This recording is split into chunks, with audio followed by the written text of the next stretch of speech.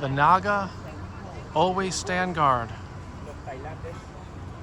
And the wall of the ancient city of Angkor Thom,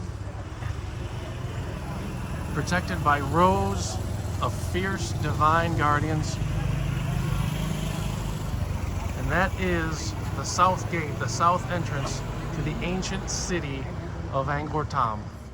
As you approach the gate, you can see the four faces facing in north, south, east, west directions. And I'll explain a little bit more about those once we get inside.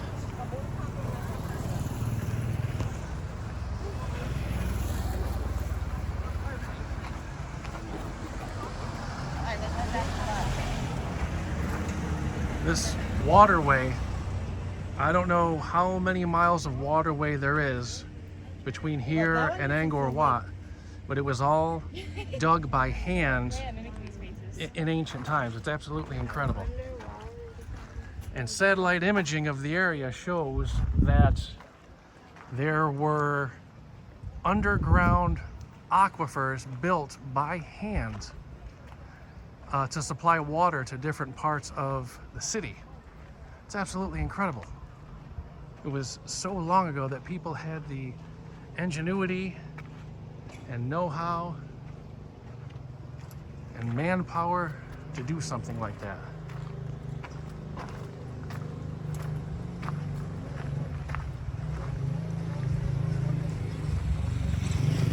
There's not a whole lot left of this guy, but this is an elephant.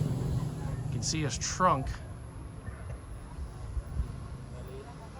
And there's the rider on top of the elephant right there. It's amazing.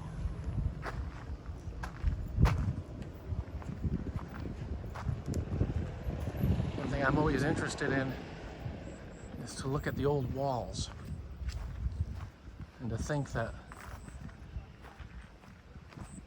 for 1,000 years or more, these walls have been here. And at one time, this is how tall it is for a little context.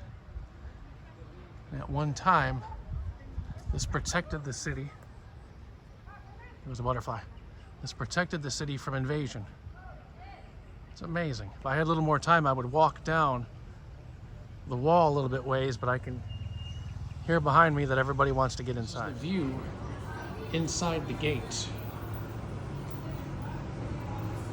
And I don't know if I'm getting water or bat poop dripped on me, but something wet just fell on my head. I think it might be time for me to move on. And here are the faces under a beautiful clear blue sky. This is on the other side, the inside of the south gate. And where the elephant and the rider should be, no elephant, no rider.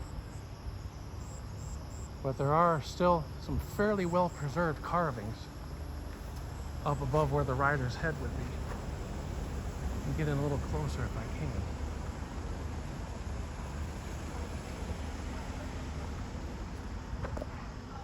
It's right below the shadow. It's hard to believe that it survived the rain and the wind and the weather for this long.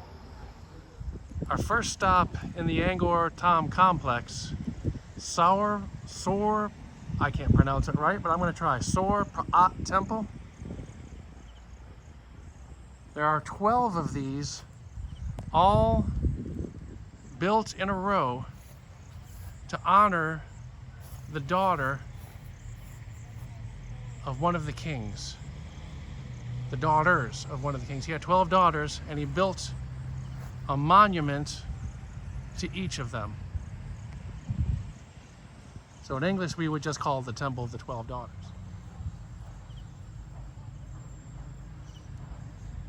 I don't have much information other than these were completed in the 12th century. I'm sure there's more information online. Climb up. That I just don't have. And I just never bothered to do the research. Not a whole heck of a lot going on in here. But if you look up, that's obviously a man-made partial roof up there. I don't know if it was constructed at one time or they're still constructing it.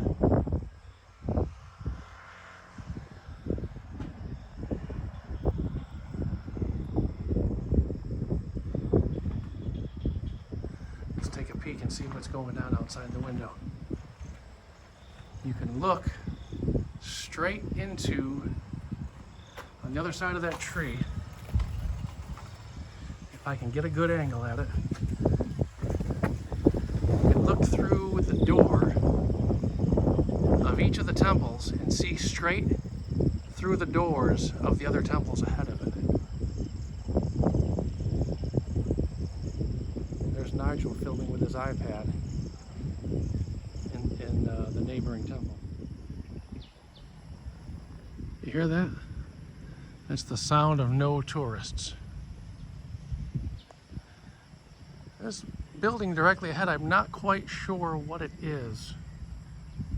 And again, I've not done any research to share with you. On the back side of the building, you can see where a lot of stones have fallen. But considering it's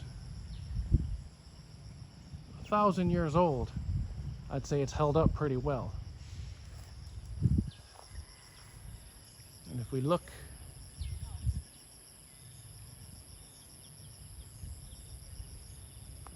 down here, there's a similar building off in the distance, like the one behind me, that I didn't quite know what it was. Right there.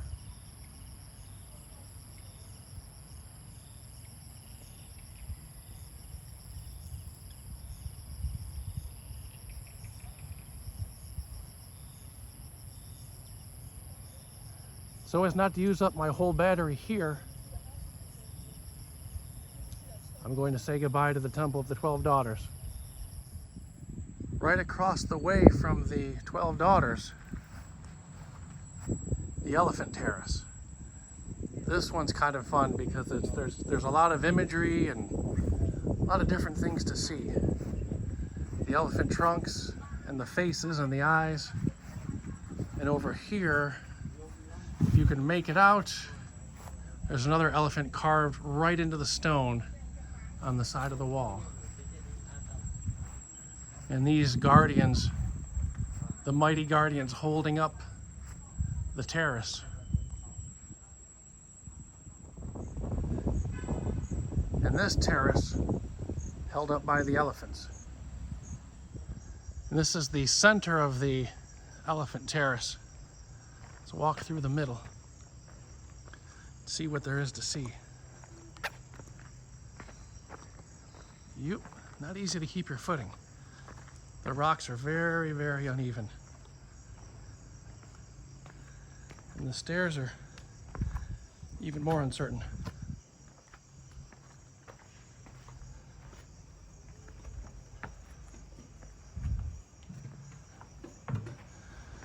Fortunately, they've put some wood planks for less sturdy travelers like myself. It's nice and cool in here. The temperature has gone down many degrees from being inside.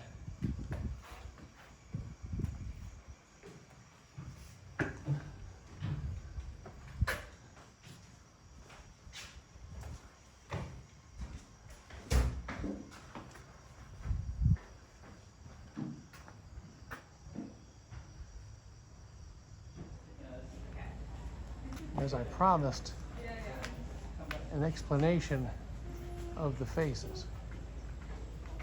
When the temple was built, the kingdom was both Buddhist and Hindu.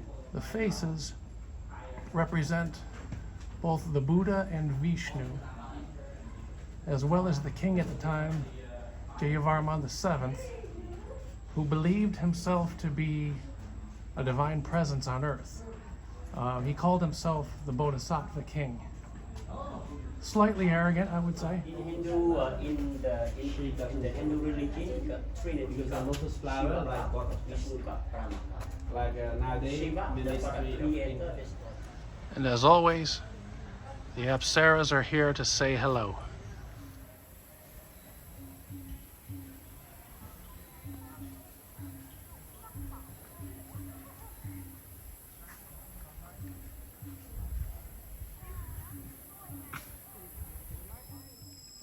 That black spot on the bottom of that branch is a giant beehive.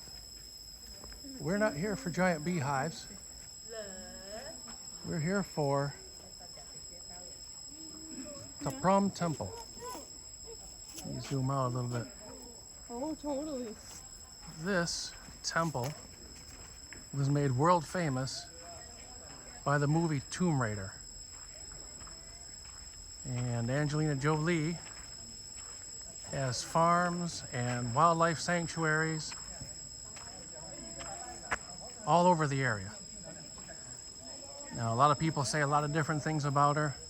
I don't know anything about her personally, but I think that's pretty cool that she did that. All of this rubble falling off of that wall. I wonder if you could go back in time. I wonder what it looked like.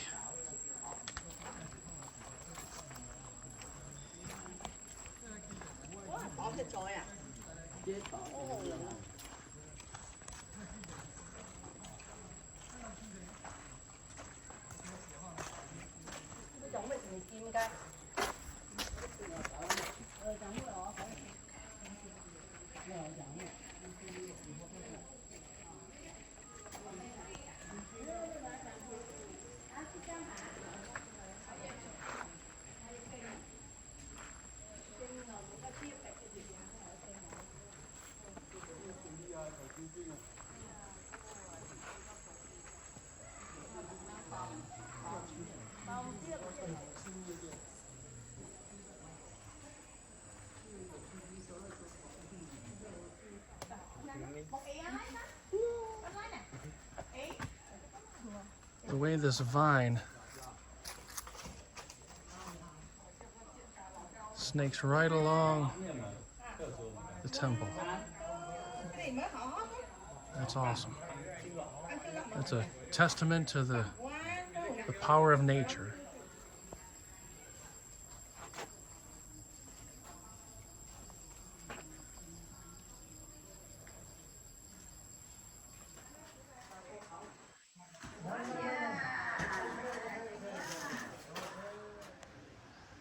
And this is the famous Angelina Jolie tree.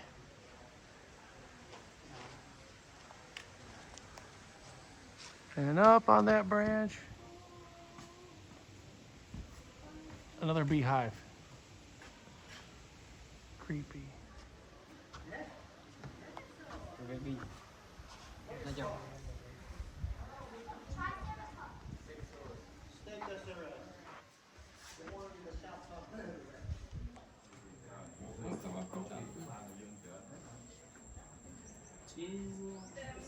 This is something unique to this temple. The Apsara on the left is a female, but the Apsara on the right is a male.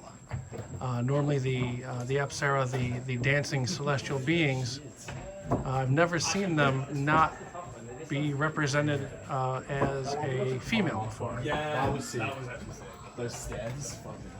And the difference is on the headpiece, on the male, Imagine finding this is different than the headpiece on the female. And also on the male, he's holding on to something a little bit different in his left hand, whereas the female isn't holding on to anything at all.